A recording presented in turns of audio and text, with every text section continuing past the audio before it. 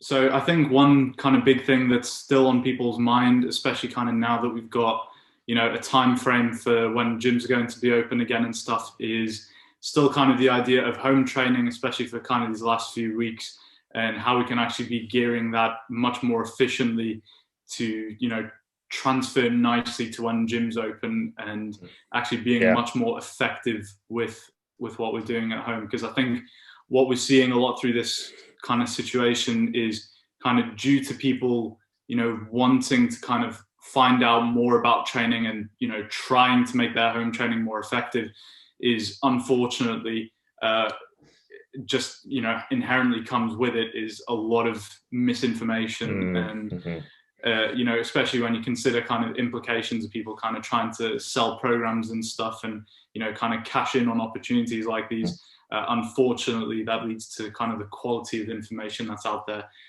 eventually becoming a little skewed for the worst. So I think that kind of begs the question, how can we actually, look at our training at home and make smart decisions to, transfer well to when gyms open and actually have some sort of benefit to us, even if maybe not even in kind of the most typical ways that we would think. And I think a good kind of starting point for something like that is obviously due to kind of the load or lack thereof that we have available at home to kind of use.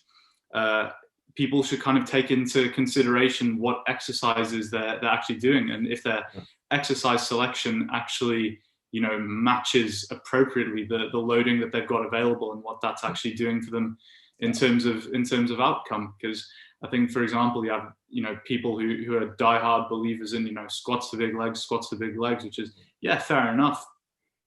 But when we consider that, if you've only got kind of like 40 kilos and a little barbell available, then if you're used to squatting, seriously big boy weight, then unfortunately that's probably not going to be enough to cut it for big legs, even if one could argue that in general terms, squats, might be a good movement for big legs. So instead of doing that, are people perhaps better off doing, single leg alternatives like lunges? Are they perhaps better off looking at movements, like the what's now kind of become the infamous foam roller wall hack, where you can kind of take your knee into a really really great degree of knee flexion and really Mm-hmm. challenge the quad from kind of more of a mechanical point of view. More kind of consideration of exercises and mechanics. Yeah, absolutely. Um, so touching on that last point is that, yeah, most people, this kind of leads into the whole argument of, well, maybe you should spend this time doing things you would normally neglect in the gym. And so to start, we can touch on that last point of saying, well, taking your, I suppose, your body into a position of, these extreme ranges of motion that you would never normally spend time in is going to be so, so important, not just for things like injury prevention, but also for actual muscle gain itself. So, like you said, we've got a lack of load. So we need to make it harder somehow. And again, if you're not used to spending time in these extreme range of motion, then you don't need much load to go there in the first place.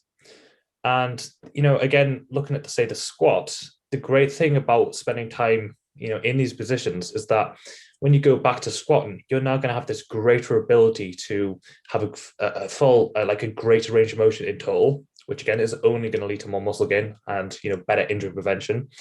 But you're also going to have way, way more control in those ranges as well. So, it just makes sense now to do this style of training so that you can set yourself better up for when you get back in the gym. Now, there's not just spending more time in the extreme ranges of motion. There's also things like, your actual core strength and stability, your balance, your coordination, and your control. These are all skills which you could really, really ingrain and practice and perfect right now at home when you don't really have much option to do anything but that kind of thing. And again, it's not just about how that can be done at home now, it's about how that's going to transfer when you get back in the gym. So again, I'm glad you brought the squat because that's just such a great example for all of these things. So again, if we spend more time in a more of a lengthened and more of a contracted position, well, again, at the bottom of the squat, you're going to be much more powerful. You're going to be able to get out the hole a lot better. And therefore, you're not going to be limited in terms of load by, your weakest point in the motion. Another thing is obviously a squat requires a huge amount of balance and stability. So if you can improve those things right now, again, it's not just about injury prevention, but it's also going to mean more greater hypertrophy, more load lifted, and just better overall movement. And if we look beyond the gym, we could argue that if you spend some time improving core strength, stability, coordination, balance, all that sort of thing, you're going to improve quality of life as well. Like, what's the most common, I want to say injury, what's the most common injury among just every adult in the UK or just the world? Lower back pain, right? Yeah. So if we can do these things to at the very least help manage lower back pain, then quality of life is going to increase as well. So it just makes sense to spend some time at home when you don't have much load and you don't have many other options to work on these skills, as you could call them. Yeah, definitely great points there.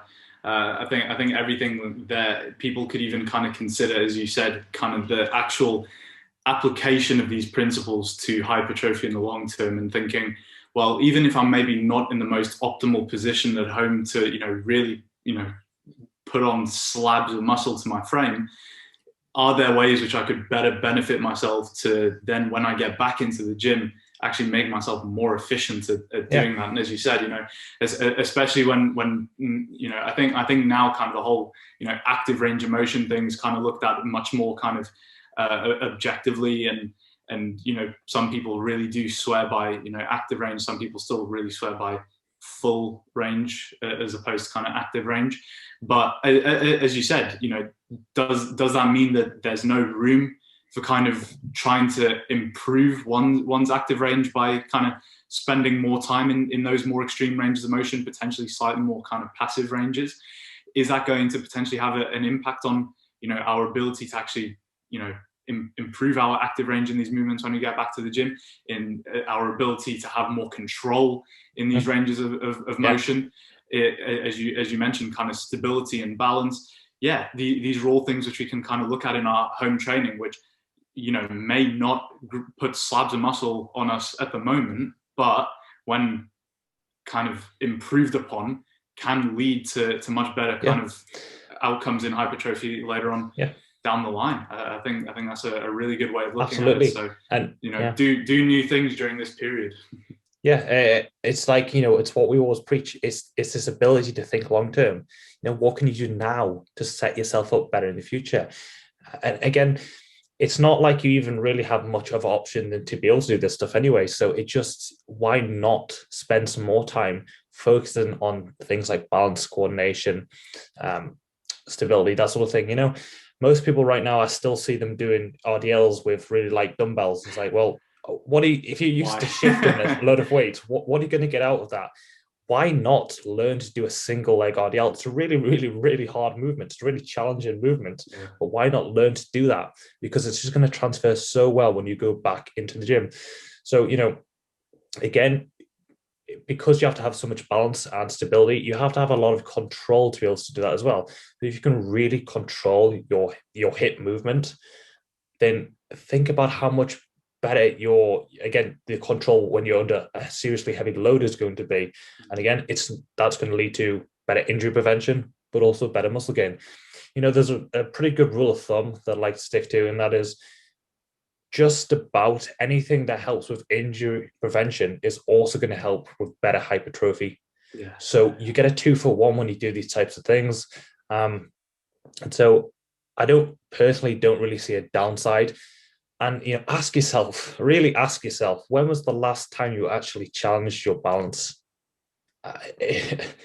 Can you answer that? Probably not. So these are typical things that pretty much everyone neglects. And it's no wonder, people get injured all the time, or it's no wonder people just have, lose a lot of control in, say, the bottom of the squat. It's no wonder a lot of people just can't squat flat out because they don't have this ability to go into that range. Or, to be fair, a lot of people like to put it down to sort of mobility. And for some people, it definitely is. Some people just don't have the ankle mobility to fully squat. But actually, you'll notice that a lot of people, in their warm-ups, they'll be able to get to the bottom of the squat. It looks like a good squat. but you start to add loads to the bar and they lose control in that bottom range of motion, and that's where the squat turns to shit. So again, it just makes sense to then right now fix that problem, spend some time in these extreme range of motion, learn to get control there, spend some time working on your stability, your balance, your coordination, so that again, when you go back in the gym, all these big movements you now have full control over, you probably get a greater range of motion. A greater range of motion is going to mean better hypertrophy, and guess what? It's also going to mean better injury prevention. I've said it so many times already, but it just makes perfect sense to spend time doing these things right now. Yeah, for sure. And I think what's actually kind of important to consider is a bit of a caveat. And when we talk about considering trying new things that we may not necessarily be used to, that then kind of opens up that whole can of worms of misinformation. So I think unfortunately the idea of people potentially looking to kind of do new things with their training has unfortunately led some people kind of going down this path of perhaps learning information which actually isn't benefiting themselves as much as they think. I think one thing which has become very popular is in the quest, rightly so, to elicit a better stimulus with home training. A lot of people are seeking methods which demand more effort from their training. So, looking at things like drop sets, supersets, all sorts of intensifiers. But I think what a lot of people don't stop to consider is how they actually kind of utilize these in their training. And an ingredient is an ingredient, but if you don't know how to actually put that into, a specific recipe, then it doesn't matter how good that ingredient is on its own. It's about kind of the overall outcome that we're looking at here. So I think for example, one of the very popular ones at the moment is kind of looking at supersets and tying in, movements together, particularly when we're looking at movements for the same muscle. I think, more so when we're looking at kind of antagonistic muscle groups, supersets maybe have a bit more of a place where they're not kind of impacting performance as much. But I think especially when we're looking at home training, again, kind of the lack of load available has people doing things like one I saw the other day was kind of a floor press, a dumbbell floor press for chest, and then supersetted with a squeeze press with the dumbbells.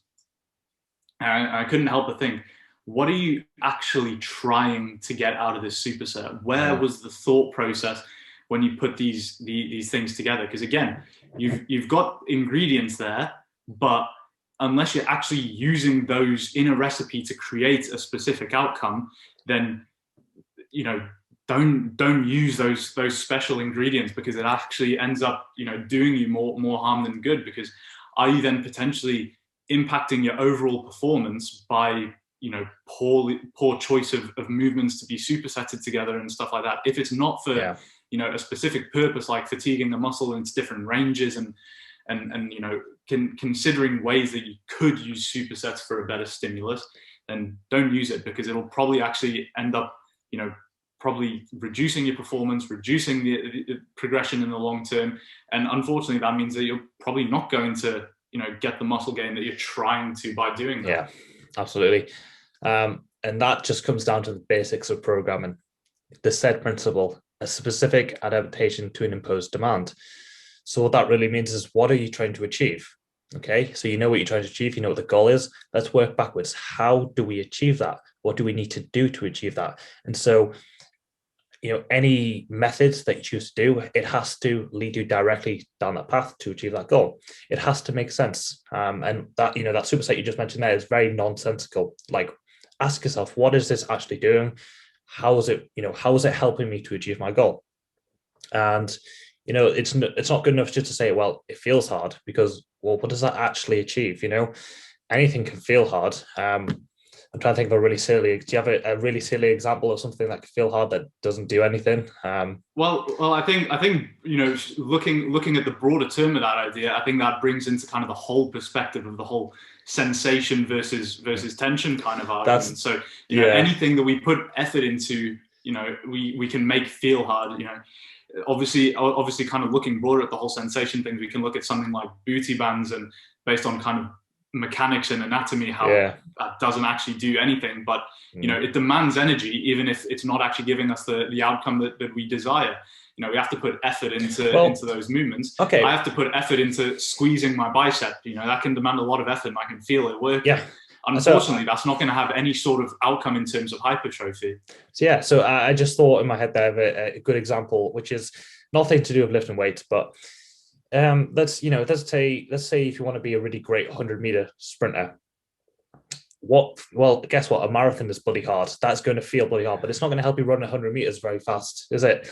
So it might require a lot of effort, but it's not applicable. It's not specific to what you're trying to achieve, and that's probably the best example I can give. So again, it's just breaking things down, asking yourself why, and asking yourself, what am I trying to achieve and how do I get there? And that's how you should approach your own home training. That's how you should approach your training in general. So, you know, I've been a big proponent of doing, again, more sort of metabolic style work during home training because of the lack of load. It's just as a way to create more work, but more effective work.